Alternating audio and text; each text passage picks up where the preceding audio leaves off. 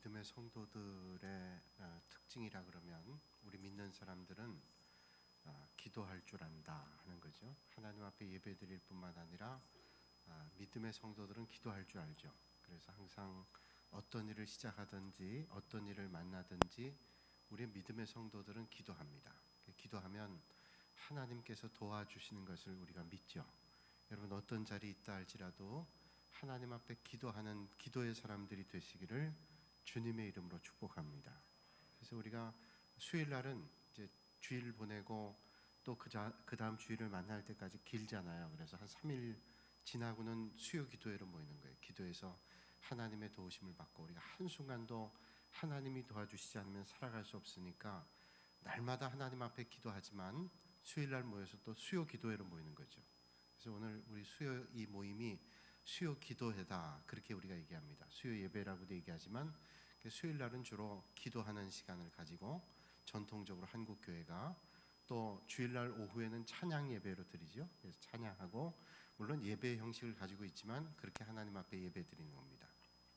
근데 우리가 믿음 생활하면서 그런 생각할 때 있어요. 왜 내가 기도하는데 왜 기도하는데도 어려움을 만날까? 기도하는데도 왜 고난을 만날까? 그런 생각을 할 때가 있어요. 그런데 여러분 우리가 하나님 앞에 기도하면 그 고난은 하나님 앞에 기도하는 기도가 응답되는 하나님의 섭리가 되는 줄로 믿습니다. 그러니까 우리가 고난을 만나요. 예수 믿는 사람도 고난 만나고 기도하는 사람도 고난 만나고 기도하지 않는 사람도 고난 만나고 예수 믿지 않는 사람도 고난 만나는데 그러면 예수 믿는 것과 예수 믿지 않는 것과 무슨 차이가 있겠어요? 그건 틀림없는 것은 기도하지 않으면 또 믿음의 삶을 살지 않으면 하나님의 인도함을 받지 않으면 내 실력으로 삽니다.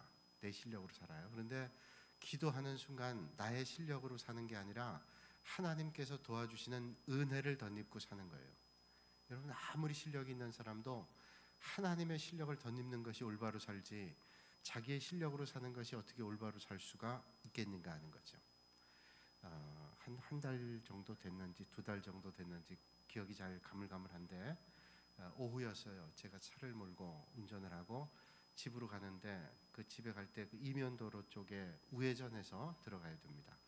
제가 살고 있는 동네를 아시는 분들은 그 왼쪽에 파리 바게트 빵집이 있고 오른쪽에 편의점인데 그 안을 이렇게 들어가요. 그래서 별로 속도를 내는 길이 아닙니다. 근데 눈이 많이 오고 상당히 눈길이 빙판이 되어 있는 상태였어요. 그래서 조심조심 가는데 앞에 있는 차도 조심해서 이렇게 가고 저도 가는데 이제 들어가면서 앞에 가던 차가 갑자기 브레이크를 확 밟더라고요. 그래서 저도 순간적으로 놀래가지고 이렇게 꺾어져 들어가는데 앞에 있는 차가 브레이크를 밟으니까 저도 놀라서 브레이크를 밟았어요. 꺾어지는 순간 브레이크를 확 밟았는데 이 차가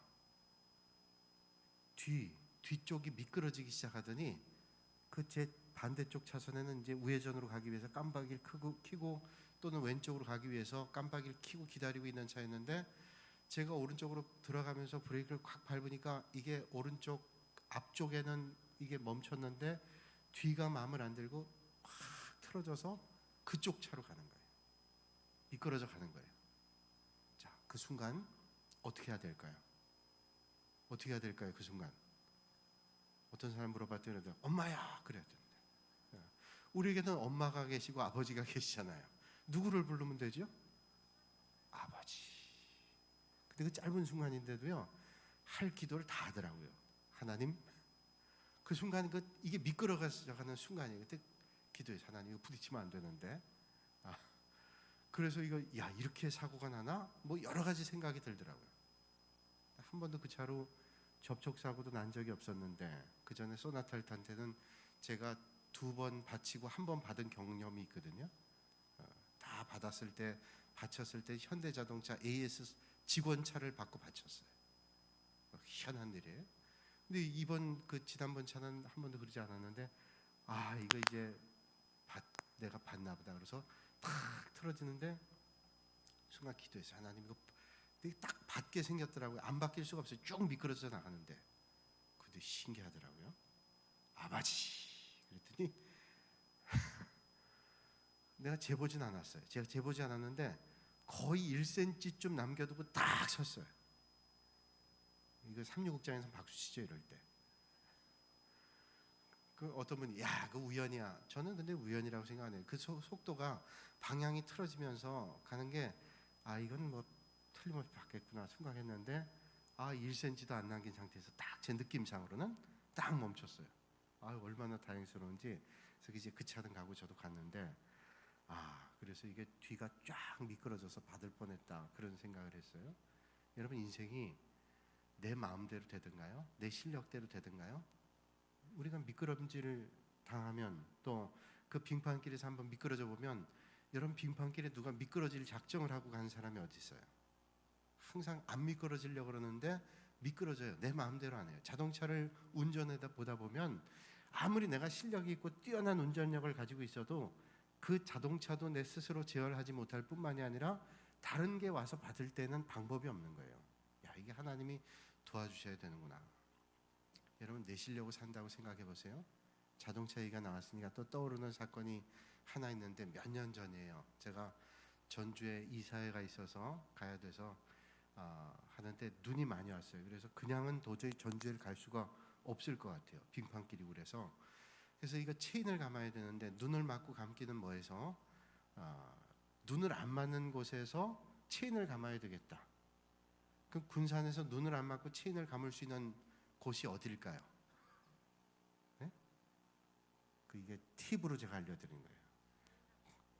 제일 아파트, 그건 잘 모르고, 아파트 지하 주차장 있는데 되겠지만 지하 주차장이 없는 저로서는 아무 데나 가서 할 수 없잖아요. 그래서 그 순간적으로 떠오른 게 뭐냐면, 이마트를 가자. 이마트에 가면 거기 주차장이 다 지붕이 있어가지고 눈이 안 와요. 그래서 이마트 주차장에서 저쪽 저 한가한데 차들 잘 안 세운 쪽 저 끝쪽에다가 세워놓고 열심히 체인을 갈았어요. 체인을 꼈어요. 이제 체인을 다 끼고 마지막 두 개니까 두 개를 끼고 마지막 하나를 마무리하는 단계인데, 그 체인을 열심히 끼고 있는 것을 어떤 운전자가 차를 타고 가면서 창문을 열고 저한테 얘기하는 거예요. 아저씨, 그거 바뀌었어요. 바뀌다니요? 앞바퀴에 체인을 갈아야죠. 감아야지. 그거 전륜구동 아니에요? 그랬더니 예. 그 뒤에다 가면 뭐예요? 아이고, 나는 후륜구동인 줄 알았네. 무슨 말인지 모르시죠? 아는 분들은 아시죠? 이게 구동력이 있는 데다 체인을 감아야지 이게 제동장치가 되지, 구동력이 없는 데다 체인을 감아야 아무 소용이 없어요. 그러니까 아무 생각을 안 하고 체인을 열심히 감았는데 헛일 했어요. 여러분, 우리가 이 세상을 살아갈 때 내 실력을 많이 갖춰서 내 솜씨로 산다고 생각해 보세요. 그 정도밖에 안 되는 거예요. 나는 절대로 그런 실수하지 않아. 그런데 내가 아무리 잘하려고 해도 안 되는 게 우리 인생이라는 거예요. 그래서 우리가 우리를 도와주시고 우리를 인도하시는 성령님의 인도함 받고 우리의 아버지가 되시는 하나님 앞에 날마다 기도하는 믿음의 길을 걸으실 수 있는 여러분들이 되시기를 주님의 이름으로 축원합니다. 기도하는 사람은 하나님께서 섭리로 인도하시는데 그 섭리를 주목해 보세요. 여러분, 바울이 이제 로마로 갈 때 과정을 쭉 지금 이제 우리가 보고 있잖아요. 지난 시간에 보면 바울이 이제 예루살렘에 갔다가 예루살렘에 갈 때 어떤 일들을 겪을지를 도저히 알 수 없지만 틀림없이 어려움을 겪게 될 거다. 그래서 예루살렘에서 유대인들에게 송사를 당하죠. 그래서 이제 로마로까지 가게 되는 그 과정에 이제 로마에 오늘 도착을 했는데 그 기간이 길었단 말이에요. 예루살렘 가서 송사를 당할 때 사실은 그 고발당하는 것보다 더 문제는 뭐냐면, 바울이 예루살렘에 온다 그래서 특공대가 조직이 돼서 40여 명이 먹지도 않고 바울을 죽이고 난 다음에 우리가 먹겠다고 작정했던 사람들이 혈안이 돼 있었단 말이에요. 근데 바울이 거기서 고발당하면서 로마의 병영에 갇히게 됐어요. 그 힘든 일이지만 로마의 병영에 갇혔기 때문에 그 유대 테러범들에게 공격을 당하지 않아요. 그 당시에 막강한 군사력을 가지고 있는 로마의 병사들이 바울을 지켜줬단 말이에요. 또 바울이 로마로 갈 때 그가 늘 로마에 가서 복음 전하기를 원했지만 로마에 가서 복음 전하는 것이 자유의 몸이 아니라 죄수의 몸으로 갔어요. 풍랑도 만나고 어려움도 겪었지만 그 과정 가운데 로마의 정예 부대가 바울을 또 든든하게 지켜줬어요. 로마까지 갔어요.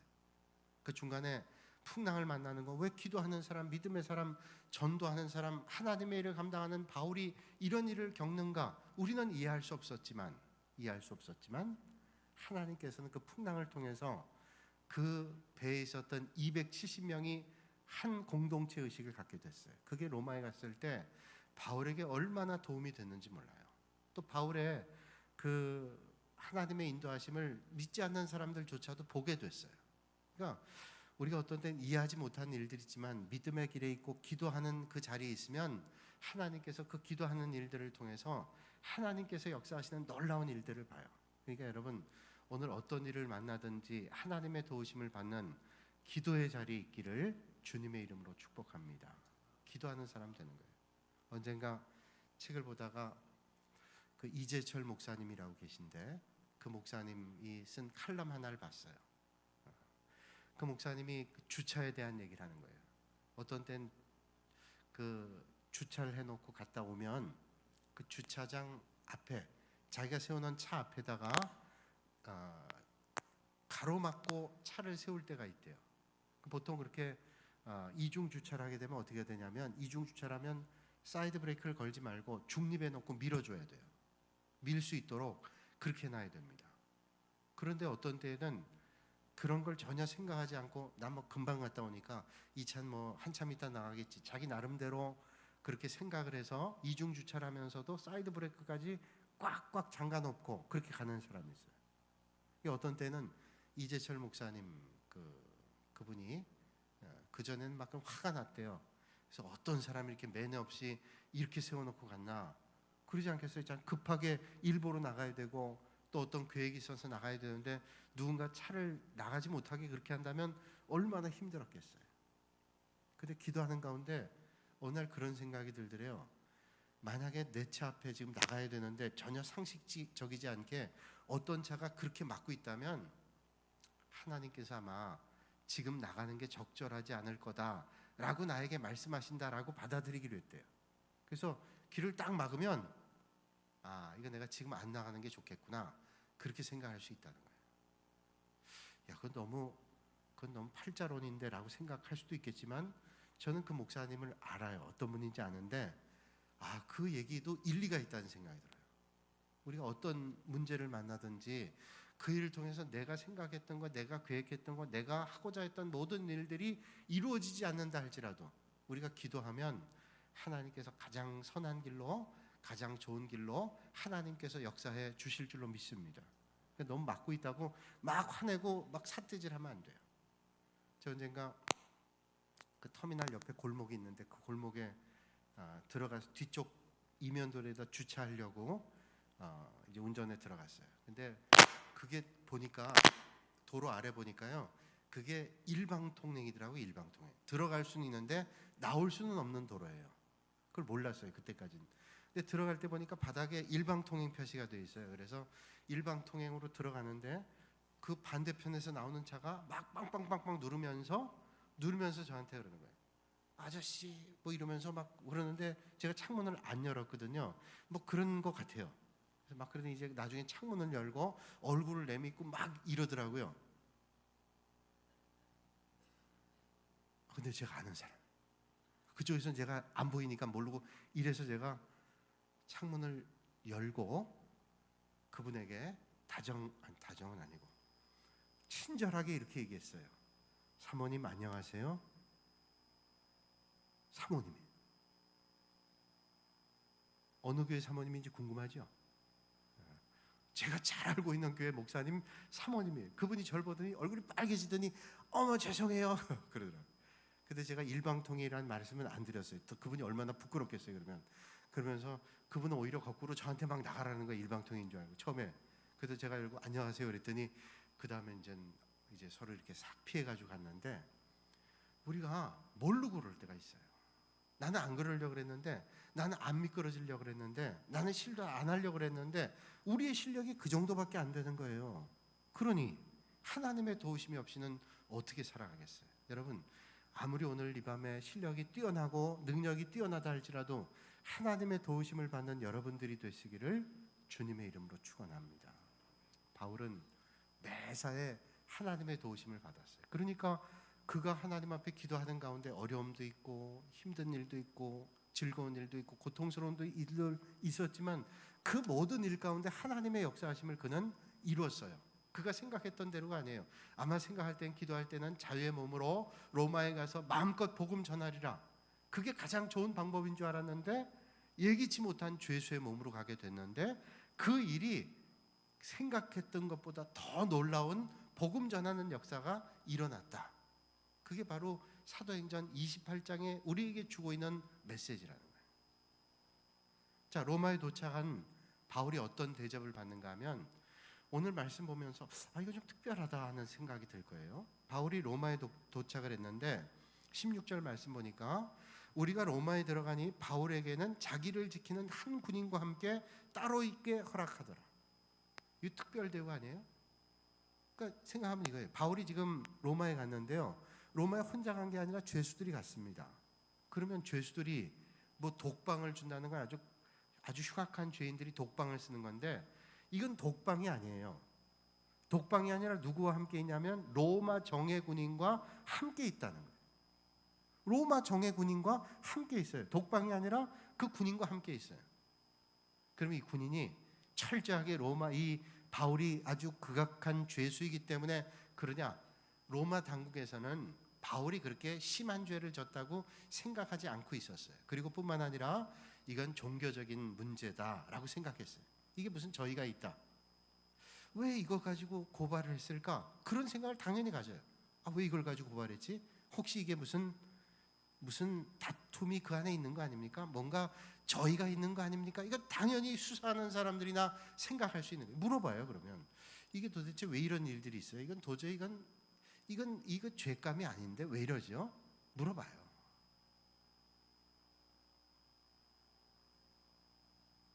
저도 경험이 있잖아요. 물어보죠. 이거 왜 이러죠? 물어봐요. 왜 이게 무슨 우리가 알지 못한 뭐가 거기 있는 거 아니에요? 물어봐요. 물어봐요. 왜 지금 바울이 로마에 갔는데 로마 군인과 함께 있어요? 이건 철저하게 감시하려고 하는 게 아니라 로마 당국에서 배려하는 거예요. 이 배려가 어디 있었냐? 성서학자들은 말하기를 풍랑을 만날 때 그 백부장이 지휘관이었는데 그 영향력이 있기 때문에 감옥에 갈 때 이런 배려할 수 있도록, 그러니까 그 풍랑을 만나면서 바울이 예사로운 사람이 아닐 거라는 생각을 가졌다는 거예요. 그래서 바울을 돕고 싶은 마음이 생겼다는 거죠. 그래서 어떤 신학자는 그렇게 주장을 해요. 그래서 이런 배려가 있었다. 이건 뭐 밑도 끝도 없이 성경에 말하는 대로 그 독방이 아니에요. 이 로마 정예 군인과 함께 있었다라는 거예요.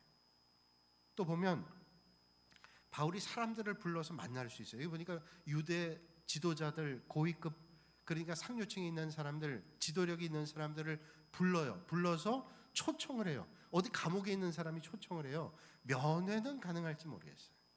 그런데 바울은 초청을 했다고 여기 말씀하고 있잖아요. 불러서. 그래서 만나게 되는 거예요. 그러면 이런 대우를 어떻게 받았을까? 아까 말씀드린 대로 백부장과 연관되었던 아마 그 감옥을 지키는 사람과 무슨 동기든지 아니면 알고 있는 사람이든지 그런 좀 영향력을 주지 않았을까 하는 주장이 있고요. 또 하나는 율리오라고 하는 그 예루살렘에 있을 때 율리오가 신문을 했잖아요. 그 율리오 베스도가 조서를 꾸몄는데 그 조서를 꾸밀 때 그 조서가 상당한 긍정적인 조서 내용이었다. 그러니까 이 사람 로마 시민권 가지고 있고 큰 죄가 아니기 때문에 배려를 해야 된다라는 것들이 기록되었을 거라는 거죠. 그러니까 그런 베스도의 조서와 또 그 다음에 호송 책임자였던 율리오 있잖아요. 이 율리오 아까 말씀드린 대로 이 율리오의 내용들, 그런 영향력들이 아마도 바울로 하여금 감옥에 가긴 했지만 상당한 자율권과 자유를 주지 않았는가. 네, 그건 이제 눈에 보이는 거지만 우리가 영적인 시각으로 볼 때는 이 모든 일들을 하신 분이 누구냐? 하나님이라는 거예요. 하나님께서 비록 로마의 감옥에 가게 되지만 그 모든 일들을 역사하시고 섭리하신 분은 하나님이시니까 하나님께서 틀림없이 섭리하셨다는 거죠. 그래서 그 밖에 있는 사람들을 불러서 만날 수 있어요. 여러분, 그 만난다는 게 뭐 그냥 반갑게 만나는 그런 차원이 아니라 바울이 로마에 간 건 목적이 하나예요. 그러니까 죄수로 갔던 자유인으로 갔던 바울이 로마로 간 것은 여행 간 게 아닙니다. 바울이 로마에 간 것은 복음을 전하기 위해서였어요. 그러니까 밖에 있는 사람들을 불러서 만날 수 있다고 하는 것은 그가 하나님의 복음을 전할 수 있는 하나님의 은혜였다는 거예요. 그래서 밖에 있는 사람들 불러서 복음을 전하고, 또 여러분 물론 바울이 죄수들과 함께 있어도 복음 전했을 거예요. 근데 이 로마의 병사들이 딱 한 사람만 있는 게 아니라 그 로마의 병사가 아마 그 로테이션 했을 거예요. 몇 사람이 바울을 담당하는, 이게 특별한 일이죠. 그 병사들도 집이 있으니까 집에 왔다 갔다 출퇴근해야 되잖아요. 그러니까 이 병사들이 뭐 오늘 개념하고 좀 차이가 있겠지만 계속 있진 않은 거예요. 교대로. 그러니까 교대로 몇 사람을 만나면서 이 로마의 그 친위대 병사였단 말이에요. 정예 병사입니다. 그래서 이 사람들이 실력이 뛰어난 사람들이에요. 또 충성도가 높은 사람이고 몸도 마음도 건장한 사람들입니다. 이런 사람들이 죄수를 만나기가 쉽지 않은데, 바울이 죄수의 몸인데도 불구하고 로마 친위대 정예 군인을 몇 사람을 만나면서 계속 복음을 전할 수 있어요. 가까이 있으면 영향력을 줄 수 있잖아요. 그래서 바울이 죄수의 몸이었지만 그렇게 감시를 받으면서 복음 전하게 됐다. 이 로마의 병사 몇 사람에게 복음을 전하게 되면 그 영향력이 얼마나 파급이 크겠어요.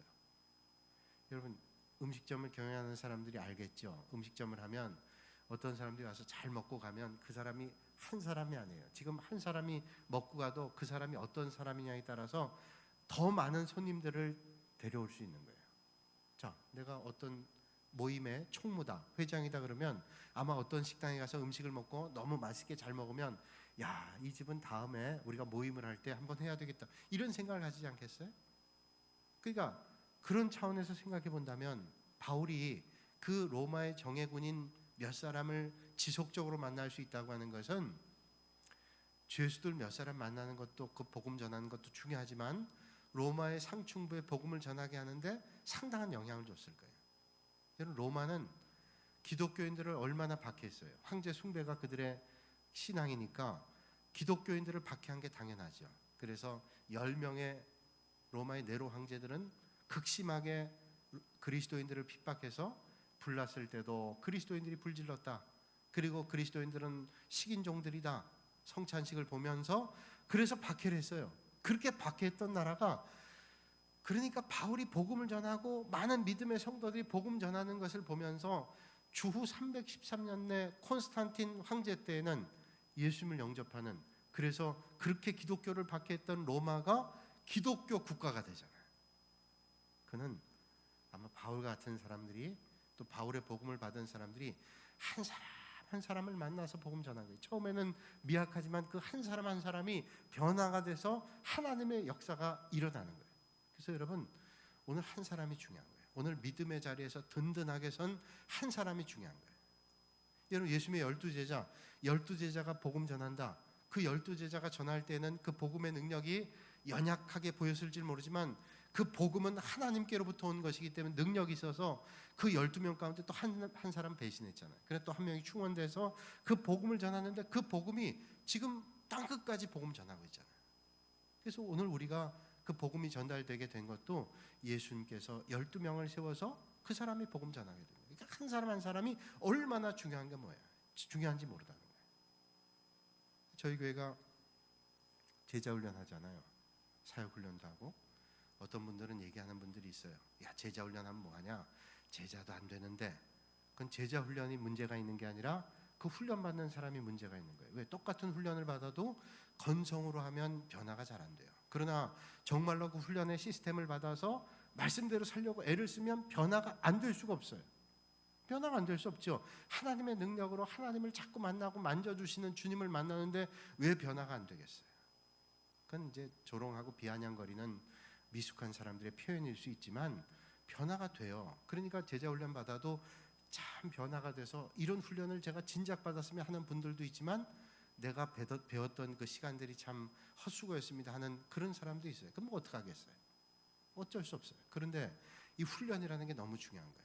훈련을 하면 그 훈련을 통해서 변화가 돼요. 그러니까 그 훈련을 할 때는, 제가 처음에 훈련할 때는 많은 반 했어요. 6반 했어요. 지금도 이제 6개, 7개 반 하는데 그때는 장로님들까지도 했어요. 장로님들 한 절반 정도 수료를 했지만 할 때 쉽지가 않아요. 쉽지가 않아요. 책도 읽어야 되고 말씀도 봐야 되고 암송도 해야 되고 일기 때는 철저하게 했어요. 제가 지금 와서 깨닫는 것은 그렇게 철저하게 해야 된다. 철저하게 FM대로 해야 그래 조금 변화가 된다. 왜 우리 인생은 변화가 되기가 쉽지가 않아요. 다시 옛날로 쉽게 돌아갈 수 있는 성향이 있기 때문에 그걸 항상성이라 그러잖아요. 우리가 몸이 아파도 회복되는 게 항상성 때문이고 우리가 자기도 모르는 사이에 옛날로 돌아가요. 그러니까 부단히 훈련해야 돼요. 부단히. 훈련을 하게 되면 변화가 돼요. 그래서 몇 사람이 변화가 된 사람이 녹아지면 또 몇 사람이 변화가 되면 교회는 변화가 되고 한국 교회가 변화가 되고 믿음의 공동체가 변화가 되는 거예요. 이게 힘들어요. 지루해요. 또 어려워요. 여러분 훈련받는 사람도 힘들지만 그 훈련을 지도하는 목회자인 저도 얼마나 힘들겠어요. 이제 올해 우리 청년부 목사님이 청년들 대상으로 제자 훈련한다 그래요. 기대가 돼요. 이제 우리 김정은 목사님이 제자 훈련하면 얼마나 많이 변화가 되겠어요. 목사님이 힘들어요. 왜 안 힘들어요? 새벽 기도 끝나고 새벽반 하고 낮에 하고 아침에 하고 그 쉽겠어요? 그러나 거기에 희망이 있는 거예요. 오늘 믿음의 씨를 뿌리면 언젠가 열매를 맺는다. 그래서 그 열매를 기다리면서 믿음의 훈련을 하는 거예요. 그래서 변화되는 사람도 있고 또 훈련을 어설프게 해가지고 조롱하고 비난하는 사람도 있지만 그러나 우리는 하나님의 선하심을 보고 믿음의 씨앗을 뿌리는 겁니다.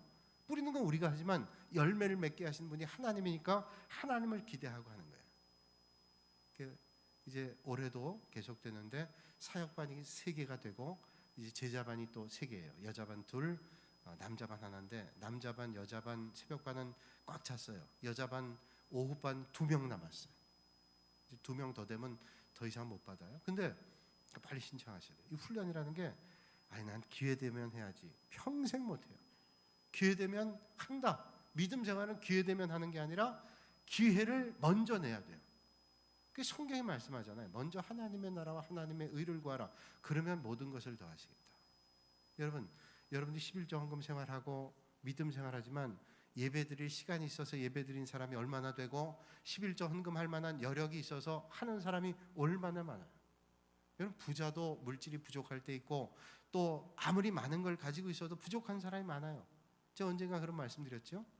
제가 30대 목사일 때 제 친구가 정형외과 의사 하나 있는데 그 친구들 집에 놀러 갔더니 이런저런 밥 먹고 얘기하는데 자기네 집 생활이 어렵대요. 그래서 깜짝 무슨 생활이 어렵냐 했더니 경제적으로 어렵대요. 그래서 경제적으로 어려 나 의사가 경제적으로 어렵다는 거 요즘은 좀 그럴지 모르지만 그때만 해도 20여 년 전만 해도 그렇게 어려울 의사가 얼마나 있겠어요. 자기 개인 병원 하는데 그래서 뭐가 어렵냐 그랬더니 이게 벌기를 많이 버니까 쓰기를 많이 써야 된대요. 그래서 나는 10,000원짜리 먹으면 자기는 10만 원짜리 먹고 얘기를 들어보니까 그거예요. 또 달래는 데도 많고 그래서 어렵대요. 그래서 생각했어요. 돈은 많아도 어렵구나. 여러분 시간이 아무리 많은 사람이 어디 있어요. 세상에 살면서 안 바쁜 사람이 아무도 없어요. 제가 그래서 그런 말씀 드렸죠. 노는 사람이 과로로 죽는다고. 제가 우리 교인한테 들었어요. 노는 사람이 과로로 쓰러진대요. 그러니까 노는 사람이 과로로 쓰러진다는 건 일하는 사람들이 얼마나 과로하겠어요. 그런데 여러분들이 이 밤에 예배드리러 나왔다. 이게 한가해서 절대로 아니에요. 이걸 소중하게 생각하지 않으면 하나님의 것을 소중하게 생각하지 않으면 절대로 이룰 수 없는 게 믿음의 길이에요. 사랑하는 여러분, 하나님의 것을 먼저 하는 그래서 하나님의 것들을 이루는 여러분들이 되시기를 주님의 이름으로 축복합니다. 그러니까 바울은 죄수든지 그가 자유인이든지 그의 목적은 하나예요. 복음 전하는, 생명을 전하는 복음 전하는 일을 게을리하지 않았어요. 여러분 전도하려면 처음부터 전도 잘하는 사람이 어디 있어요? 훈련하는 거예요. 그래서 낯선 사람에게 말하고 전도하는 거예요. 그래서 여러분 신앙생활하면서 여러분들이 정말로 힘써야 될 게 뭐냐면 인사하는 거예요. 교회 오면 아는 분도 계시지만 모르는 분들이 많잖아요. 그러면 모르는 분들에게 인사하는 거예요. 세상에는 그러면 이상하게 보지만 교회는 예배당에 와서 여러분들이 이렇게 얼굴 맞으시면 웃는 거예요. 외국 사람들, 서양 사람들 보면요. 이렇게 만나면 씩 웃어줘요. 웃어줘요. 그게 실없이 웃는 게 아니라 이렇게 길에서 만나게 되면 인사해요. 웃어줘요. 제가 장신대 예전에 다닐 때 운동하러 이렇게 거기 워커힐 호텔이 가까이 있으니까 그쪽 쭉 가면 그 길이 좋아요. 워커힐 쭉 가면 뭐 꽃도 많이 피고 길이 좋아서 이제 가끔 이렇게 운동하러 갔다고요. 혼자 이렇게 길을 걸어가면 외국 사람들이 그때도 조깅을 많이 해요. 그 하다가 뛰다가 이게 사람들이 별로 없으니까 마주치잖아요. 그 사람들이 절 보고 인사를 해요. 그러면 그땐 되게 좀 어색해가지고 저도 극적극적하면서 하이. 저쪽에서는 아주 반갑게. 근데 그 느낌이 좋아요. 그래서 그 다음부터는 몇 번을 만난 다음에는 저도 준비를 해서 몇 마디를 인사를 하곤 했어요.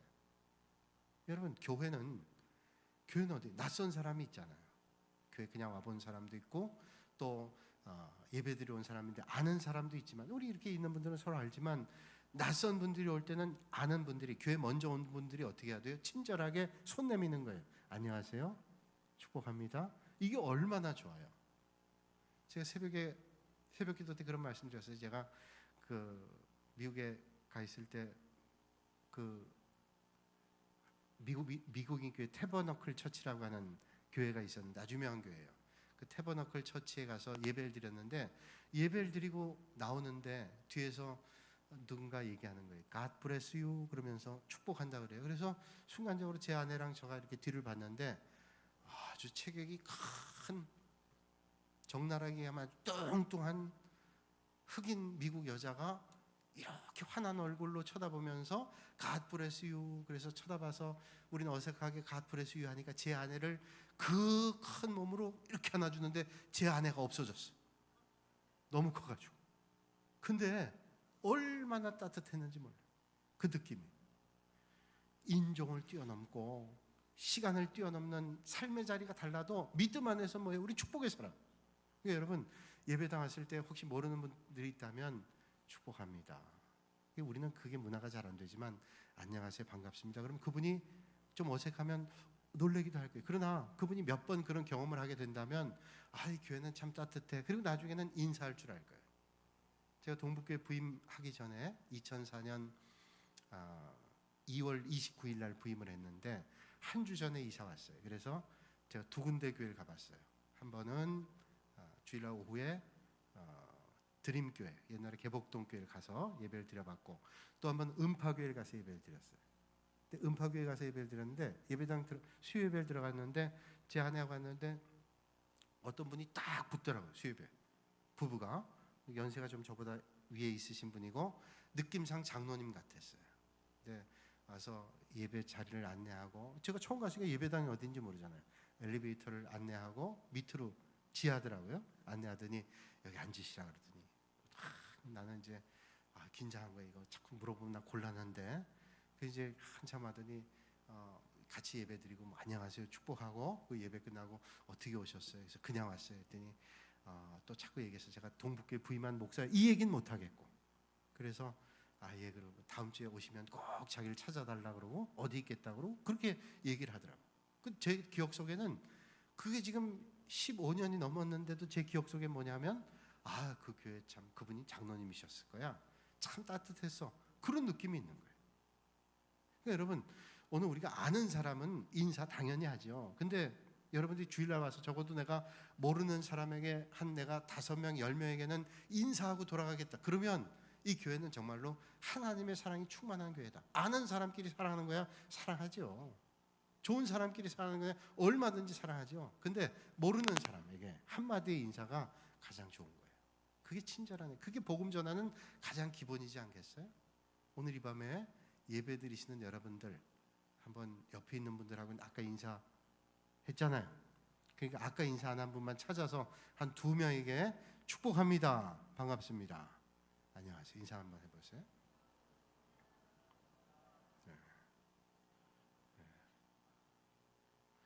저는 이제 수요 예배 드리면 여러분들이 얼굴이 다 들어와요. 어디에 어떤 분이 예배 드리시니까 다 알아요. 그래서 저분이 오늘 왜 저기 앉으셨을까 생각했는데 오늘 찬양하려고 앉으셨던 거예요. 예배 끝나니까 다시 또 원래 자리로 돌아가셨어요.